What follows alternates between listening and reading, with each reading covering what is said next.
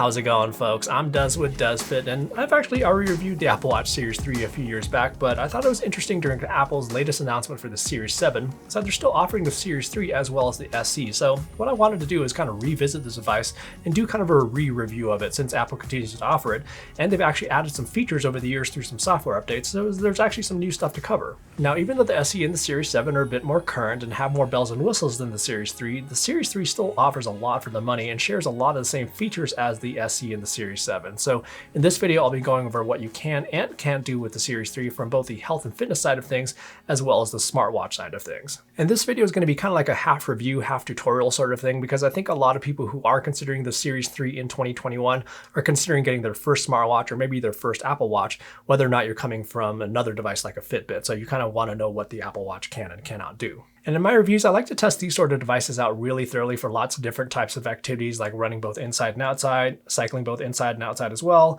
swimming, as well as weight training, just so you can get a good idea if this device is going to be right for you. And if the information in this video does help you out at all, don't be shy about hitting that like button down below, as it definitely helps this video and the channel a lot, quite a bit, and I appreciate it. And by the way, this isn't the same Series 3 that I originally tested a few years back, so I actually went out and bought a brand new Series 3 just to see if there's going to be any differences. And one difference that I did notice during the unboxing experience is that although the Series 3 comes with a small and large band, manuals, as well as a magnetic charging cable, if you buy one today, it actually doesn't come with the wall adapter that did come on the original one I bought a few years back. But the setup experience basically is going to be the same, where you'll use the Watch app on your phone, and just note that Apple Watches are only compatible with iOS devices, and then you'll use your phone's camera to scan the Apple Watch, and it just guides you through a very simple setup process, which usually takes about 10 minutes or so. So for the watch itself, in terms of the hardware, the Series 3 comes in two different sizes, a 38mm version and a 42mm version, which I have right here. And this is what the 42mm version looks like on my 187mm circumference wrist.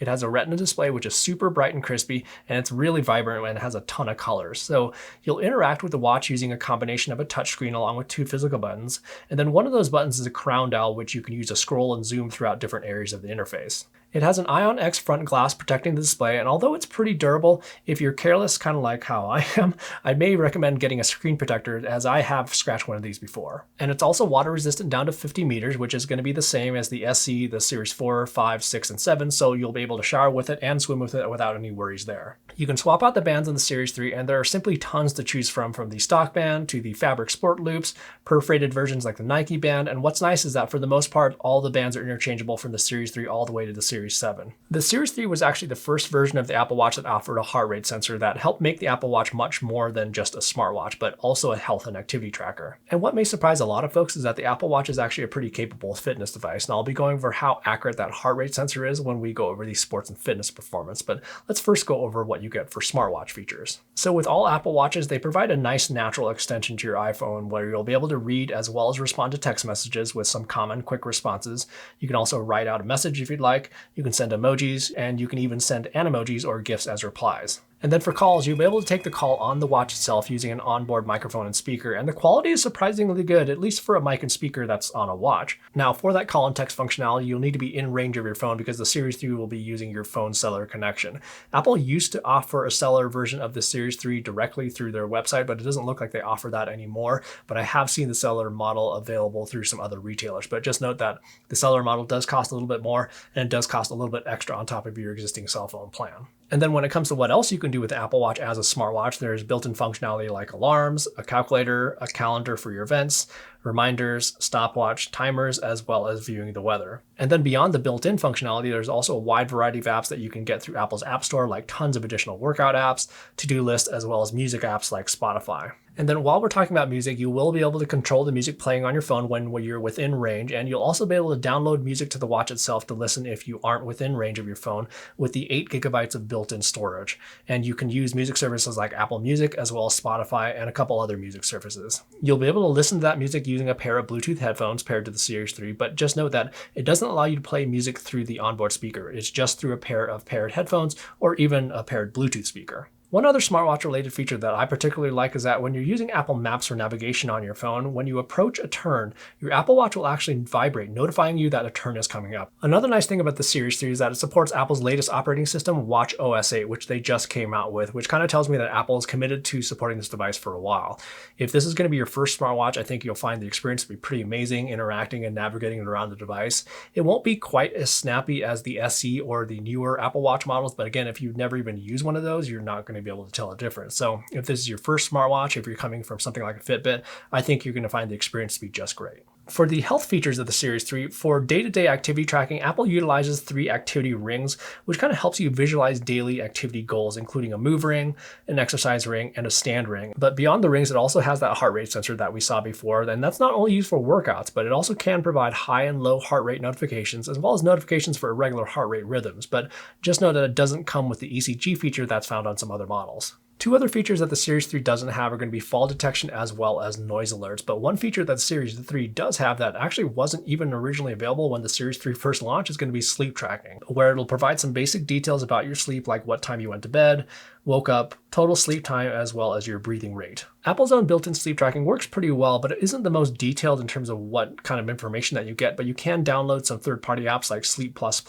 which can provide a lot more detail. Oh, and Apple Watches also do have a breathe and relaxation app that can prompt you to take a few moments out of your day to chill out for a bit with some guided breathing exercises. And then you can view a lot of your health and wellness data on the watch itself, but you can view more information in the Apple Health app, including your calories burned, heart rate, steps, floors climbed, sleep, heart rate variability, just tons of stuff really. And then for your actual workout information, that's going to be a different app, and that's going to be the Apple Fitness app, which I guess is now a good time to talk about the fitness and sport aspects of the Series 3. So in terms of sport profiles, the stock workout app has a huge list of activities to choose from for everything from cycling both outdoors and indoors, running outside as well as inside, weight training, pool swimming and open water swimming, gym activities like the elliptical and stair mill, hiking. There's just really quite a few to choose from. And if you click on this add workout button at the bottom of the workout profiles, it shows a list of even more workout profiles for nearly anything that you can imagine. So to start one of these workouts, all you do is just tap on the workout and the workout kind of just starts. But you also do have the option of clicking these 2 little dots in the upper right-hand corner of the display to access some workout goals like hitting a certain amount of calories, distance, or time, or you can just do an open workout. The Series 3 will be able to track your speed, distance, as well as location for outdoor activities using its onboard GPS, meaning that you'll be able to go for a run without necessarily having to bring your phone with you and still be able to track all those metrics. Now, if you do choose to bring your phone with you, there's a couple advantages to this, where one, you'll be able to stay connected with texts and calls, but the other is that there's going to be a slight savings on battery life. Now, one thing that is a little bit odd here is that when you go to start an outdoor workout on nearly every other watch in the market, the watch will first give you an indication of whether or not you have a GPS signal. So depending on the watch, this can sometimes take a few seconds, and on some watches, this can take a few minutes to acquire the satellite signal. But with the Apple Watch, when you start a workout, it just starts and doesn't give you any indication if you have a GPS signal or not. Thankfully, the Apple Watch seems to always get a signal very quickly, but if you do want to make sure that the Apple Watch has a signal, what you can do is back out of the workout screen by pressing the digital dial and then swipe up from the bottom, which shows the settings, and there's a little arrow icon at the top of the screen indicating whether or not you have GPS. But one more thing that you will get with the Series 3 straight out of the box, and this again wasn't even available when the Series 3 was first launched, is Apple Fitness Plus, which offers a ton of guided fitness classes that you can follow along with using your Apple Watch in conjunction with your iPhone, iPad, or even Apple TV. So you'll be able to view the workout on your companion device. And what's neat is that once you start the workout on, let's say, your iPad or iPhone, it just automatically searches for your watch and it starts the workout without you having to do anything on the watch itself. And then what's also neat is that when it shows your heart rate being collected on your watch on the screen, so you don't have to look at your watch for that information. And then it also shows your calories burned. And by the way, there's going to be a ton more third-party apps that you can download through the App Store that'll extend the functionality of all Apple Watches, and it would be kind of impossible to go over all of those in this video, but maybe I'll have a follow-up video later on down the road covering some of those. Okay, so now let's talk about the actual sports and fitness performance of the Series 3, and I'm first going to start with GPS performance. So in all the following examples, I did not have my phone with me, or I just had my phone completely off, just to ensure that I was testing the GPS on the watch itself and not the GPS from my phone, which can kind of vary sometimes. So let's first start out with what kind of information the Series 3 will even collect for some of these workouts. So for running, it gives your total time, total distance, active calories, total calories, how much elevation that you've gained, the maximum and minimum elevation during the workout, average cadence, average heart rate, and average pace. And then below that, you can see your splits for the workout. And then it shows a heart rate graph over the course of the workout. And if you swipe over, you can also see your heart rate recovery after the workout. And then at the bottom, you can also see a map of the workout with your start and end points. And then when comparing the total distance on this run to some other test devices, the Series 3 was quite close to the other test devices. And then for cycling, you'll get very similar types of information like the distance, calories, elevation gain, as well as a map. And then in terms of how well it did for a longer activity for the total distance, again, very respectable, where there is very little difference between them. For the finer detail of the actual GPS tracks, the Series 3 does a pretty good job here. So on the straight sections, you can see that it's right on track with the streets and doesn't vary much, if at all. On the corners, the Series 3 may have a tendency to overshoot some corners and track a little bit wide, but I found this to happen more for higher speed activities like this road ride versus slower speeds while running. But one thing that's kind of interesting is that Apple's kind of notorious for not providing as much detail with the GPS tracks when it comes to corners and curves, where they kind of swoop around a lot of corners where the GPS tracks are basically too smooth. Very pretty, but not necessarily the most accurate. But one thing I noticed while testing the Series 3 as well as the SE back-to-back is that I think Apple may have changed around their GPS algorithms a little bit, because I'm seeing a lot more detail, at least recently. But in the whole scheme of things, the Series 3 does a good job in the GPS department, and the total distance is always lined up whether I was running, road biking, or even mountain biking, even with the minor differences in the GPS tracks. And really quick, before we get into the heart rate performance, I also wanted to go over how well the Series 3 did in terms of estimating distance running inside on a treadmill. I found Apple Watches to be pretty good, and the Series 3 was pretty close in this run, being about a tenth of a mile off on this 5K run. But just note, to get the closest accuracy while running inside, it is best to go around outside a few times first, just so the watch can kind of calibrate using GPS along with your particular running dynamics like your cadence and your arm movement. Oh, and sorry, one more thing before we get into heart rate performance is that the Series 3, along with all the other Apple Watches, have the ability to automatically detect workouts and give you automatic workout reminders. And this works pretty well, where it takes about 4 to 8 minutes for the watch to detect that you're working out, and then it prompts you to start a workout. And what's neat is that